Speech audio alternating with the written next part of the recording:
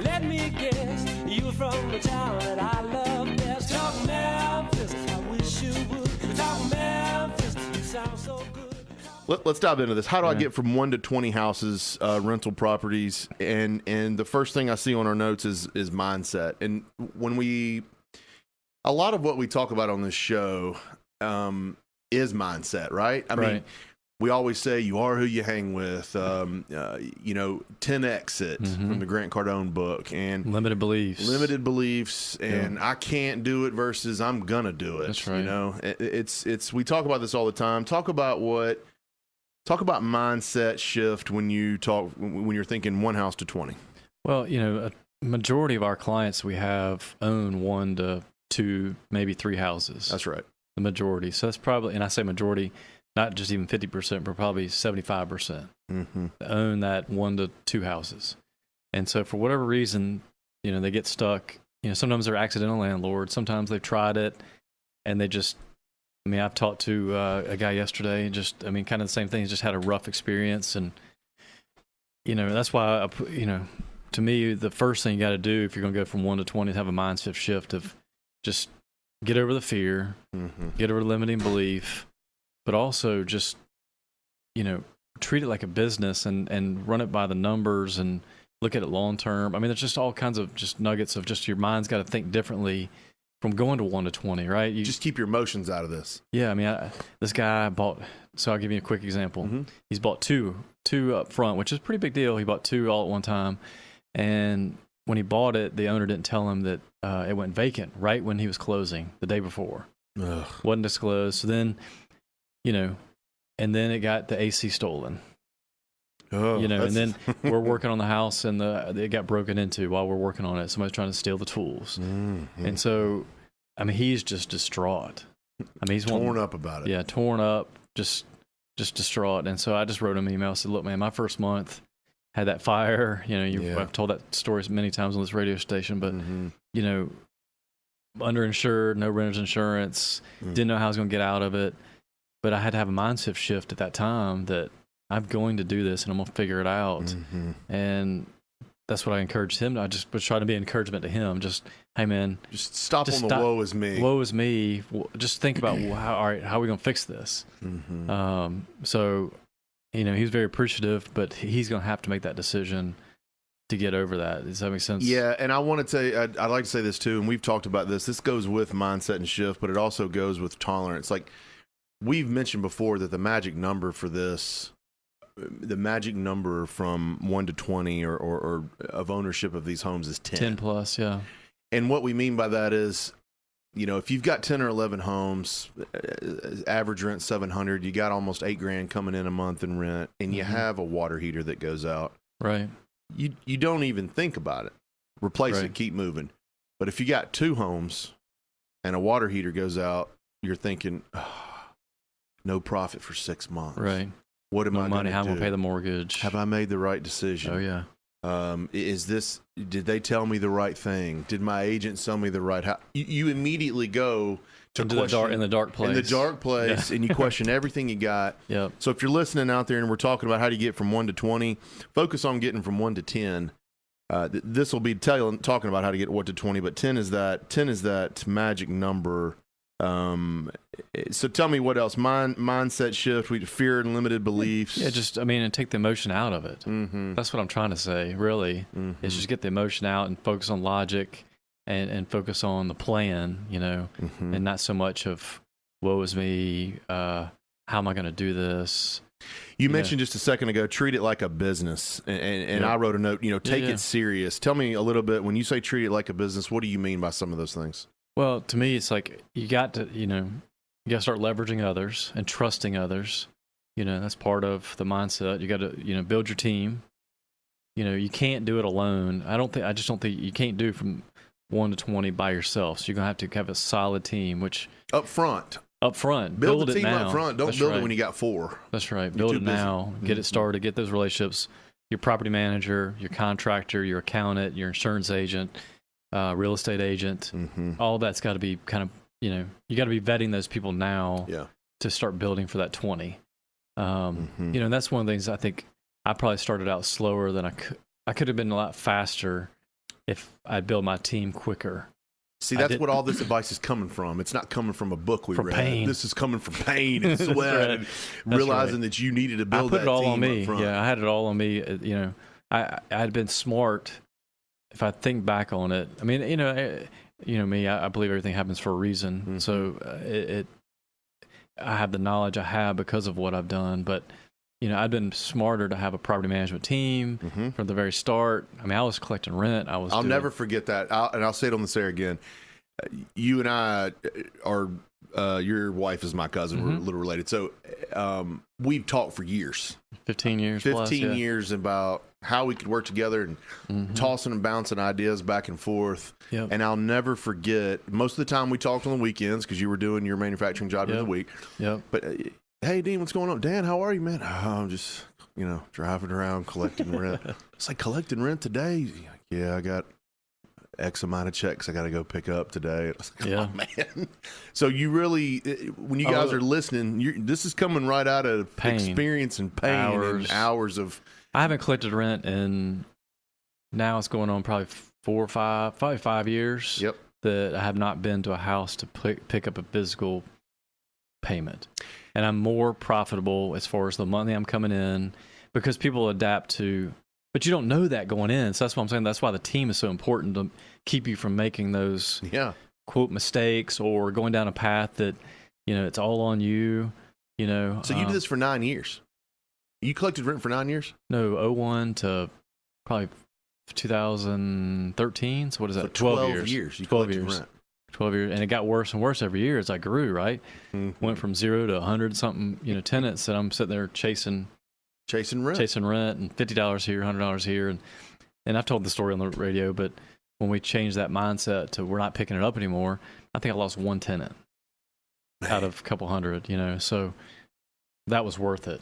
You're like the repo man coming down the street. Yeah, ringing your little bell. Well, it was not safe either. I mean, that's. No, it's not safe. I put myself and, had my kids with me. So if I look back, it was not a very smart move. So. Build your team. I mean, we're going down a little bit of rabbit hole, but I mean, the whole point is to build your team, right? Right. And just get that so that, I'm a big believer, we're big believers in finding what you're very good at. Yeah. And focusing on that. And take advantage of that. Take advantage of that and leverage it to others to handle all your, quote, weakness. I mean, a buddy of mine, we were running this morning, and we were talking about our kids and how we're trying to figure out how to leverage the strengths of our kids. Let's don't focus on what they're not good at, which is what society teaches you. Like, make them, better at such and such. If your son's not an athlete, he's not an athlete. Just don't. If he's not a musician, he's not a musician. I mean, like, don't force them into something that. Now, you want to encourage them to be healthy and all that stuff. I mean, I'm not saying that. It's just focus on the strengths, and we do that at CrestCore, especially with the Culture Index, and it's really helped me. So yeah, focus on your strengths, not your weaknesses. Of course, I'm talking to Dan Butler with CrestCore about 1 house to 20, and treat it like a business. Your mindset and your shift is got to be there in the way that you treat it. But I think it's important for you to set smart, attainable goals. Mm-hmm. What are some of those goals that you should be looking at when you're talking about going from 1 to 20? Well, I mean, because they could be different now. Sorry, they could be different if you're looking at multifamily or if you're trying to get just 3. We've done the how to get started or now I'm ready. Now I'm ready. That was a 3-part series of now I'm ready. Yeah, 2 years ago. Year and a half. We got to reset that. Actually, we got to redo that. But so set some smart goals or attainable goals. What are some of those goals when you think 1 to 20? Well, back when I started, I made that plan to get to 300. And so I'm just saying, set the goal so that you have a vision of where you want to be. Mm-hmm. And part of that is your goal of what your team, who that is, and, when you're going to get them. Mm-hmm. How many houses you want to have by year 1. Yep. How many houses by year 2. How much financing do you want to get in place to be able to get those? I mean, see, then if you want 10 houses in the next 2 years, and then you figure out what kind of houses, and then you start backing in how to get there. Does that make sense? Yeah, we do it every quarter. Quarter for us for sales. Our business and sales. Right. It's the same concept, but just trying to build a business. So if you have 10 houses you want to get in 2 years, that's, call it $600,000 that you're going to have to come up with. Yep. Some way, either cash, owner finance, borrowed it from a bank, and then understanding what those numbers are and then backing into your plan. So, that's to me, people, how many times do you get calls? I mean, it's so, I mean, you know where I'm going with this. Like, oh, I'm ready to buy. Let's buy it today. Buy today. It's like, well, what kind of financing? Oh, I hadn't talked to them yet. Yeah. You know, well, you're not ready to. You're not ready. You don't have a plan. You've talked to some guy at a coffee shop and you're all excited. Sounds exciting. It sounds exciting and you're ready to go. You're fired up. But you got to step back and really get that plan. And, you know, I love the whole analogy, the acronym SMART for SMART goals: specific, measurable, that's right, attainable, relevant, and time. Put a time on it. Yeah. So you got a specific goal that's attainable. You got time on it. It's realistic. You got to hold yourself accountable, too. That's the way to hold yourself accountable. That's right. So I think you got to get those kind of things in place if you're ever going to get to 20. Otherwise, you might get there, but if you don't have a plan, it's just going to be hard to. I think the time frame is the biggest key in this, to me, because let's say you wanted 10 in 2 years. Well, you've got to buy one every 6 weeks. Is that right? Months, yeah. 2 months. You got to buy one every. So if you've gotten 6 months down the road and you've only got one, you're behind. You're way behind on what your goal is.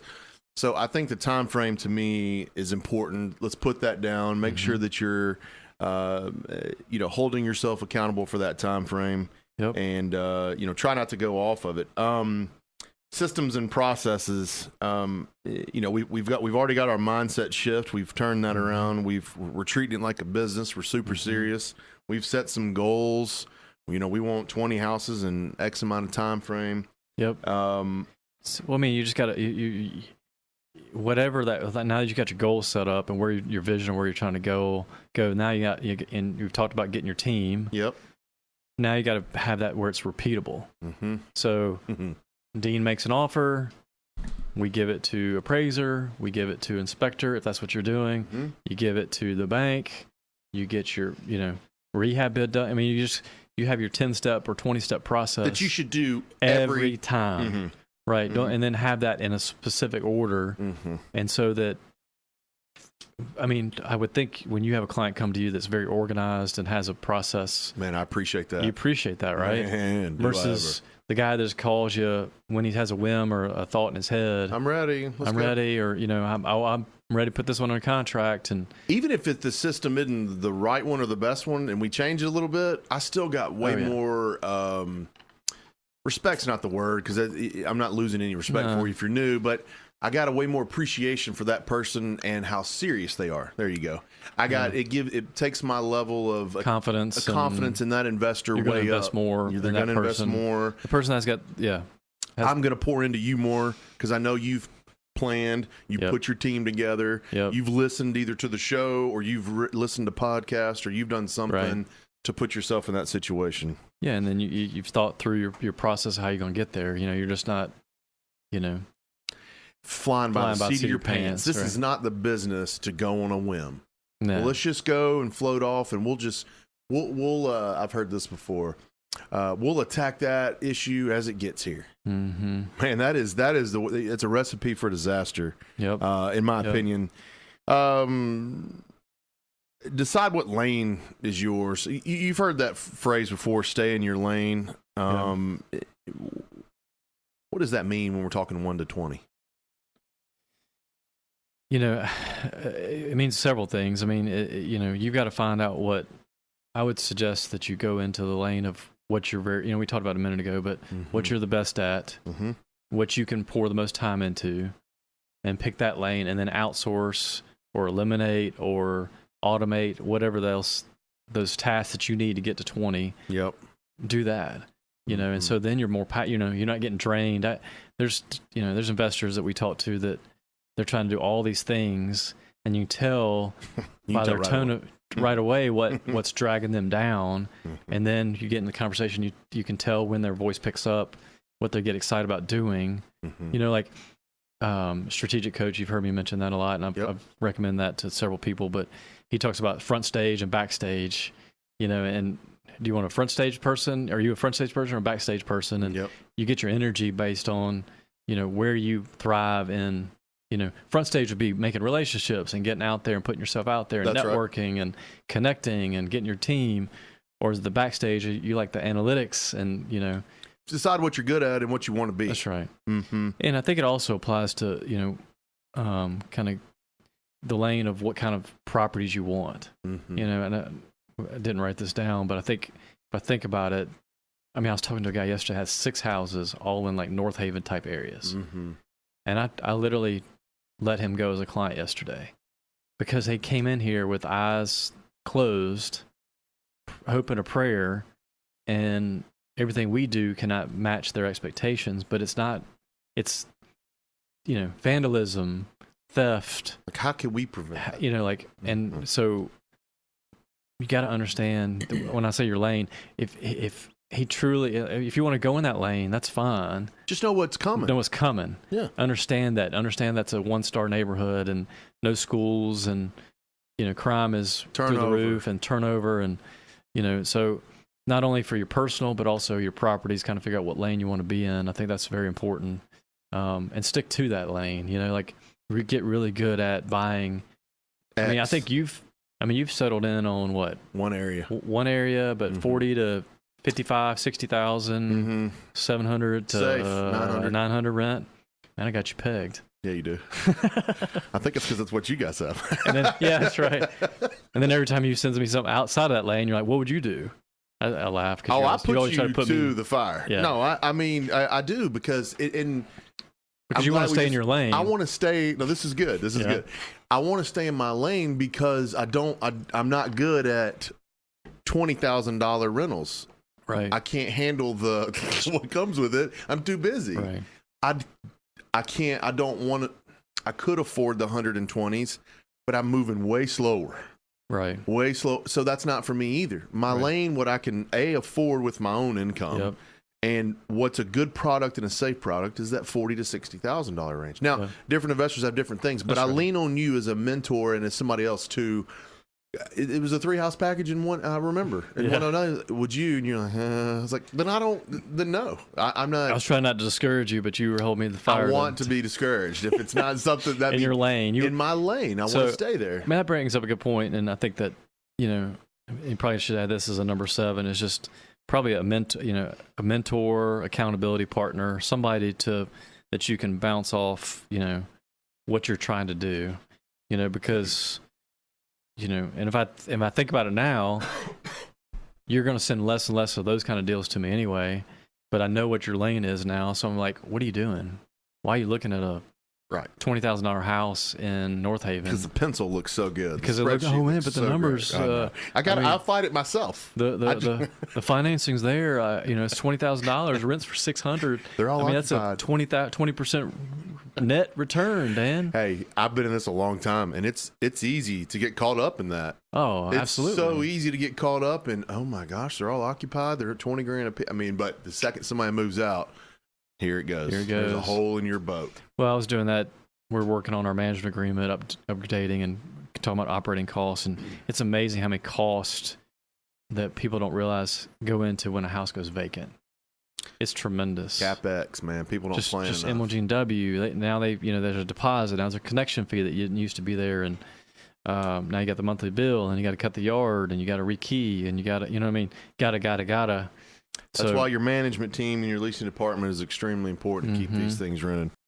Scorecard and metrics, the last one. Yep. Talk about what a scorecard is with this, because we do this at CrestCore.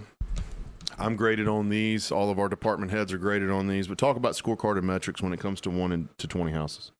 I think that's, as you were just alluding to, we use traction now with our businesses to, help us think through how to create vision and where we're going and scorecard and metrics and how's the culture doing, that kind of stuff. But if I look back on my career with rental property, I'm just now trying to catch up on daily metrics for the rentals. We were going so fast, so hard, buying stuff that probably shouldn't have, looking back on it. Yeah. You know what I mean? Like, so really need to put what's the most important things to you and start measuring those and putting a system in place to measure them. We all, through our software, we offer a lot of, income statements, and all the bills are there and everything else. So there's ways to, I'm trying to think through, how to use some virtual assistance, if you will, to help me just scorecard everything. So what's your rents today, total for month to date, and what's your expenses month to date by category, and what's your net return so far for this month and quarter and year. And so then you start making really good decisions on keeping assets or buying more of. You start seeing that, hey, those houses in 38128 and this is this area are the cream of the crop. Hey, but these these 4 or 5 that's why so Verna posted, so appreciate that, like North Haven. Yeah. We just learned it didn't matter how cheap I bought that house. It didn't. I bought them for $12,000. It didn't work. And I'm losing money. Losing money. And so I just, if you have the score, and it wasn't until we started scorecarding. So we watch, every time we have a turn, for example, we'll look at the last 3 years profitability. I don't know if I've talked about that on the show or not. But I don't think so, but I know you're doing this. But that's a scorecard. That's a process. That's a system. So when we have a turn, no matter how much it costs, we look at the last 3 years, and if it's red across the board, guess what we're doing? Selling it. Yeah, I'm not putting another $2,000 or $3,000, $5,000, whatever that number is, back in that rental. Cut your loss. It's going over to Dino. Yeah, sell that thing. Sell it. And what's funny is that it just. And the next investor could turn that thing into something that you didn't. That's right. I treat it sometimes. They're like, hey, you ever seen a slot machine? Somebody's losing at it for 3 hours. You go sit down on it and you've won the whole thing. It's like that. Your business can be different than some others. But I like the fact what you just said there. You're delegating some of your time out. Your time is more valuable. I just want to look at. You can do this research, but your time is way more valuable. Doing other bigger picture things and having VAs do help with some of this. Yeah, so that's what I was drawing that out. That's this morning. What I want them to report to me every morning. I just want to look at a summary sheet every morning, so that I can make informed, educated decisions on based off facts. All facts, and not. I had that happen. I had that guy in Birmingham had 10 houses with us, and he's just called me up, just distraught about maintenance is killing me. And just that broad statement. And you start looking at it. I sit there and I sliced and diced it for him and found out that 2 houses was the cause of him feeling this way. 8 of them were in the green and positive. So guess what? We helped him sell those 2. And now he's got a portfolio of 8 left that are all positive. Now he feels like he should go buy some more. And he should. Versus when you had the 2 that were dragging you down. So, that's why the systems and metrics are all very important. That's right. I swear I can't get enough.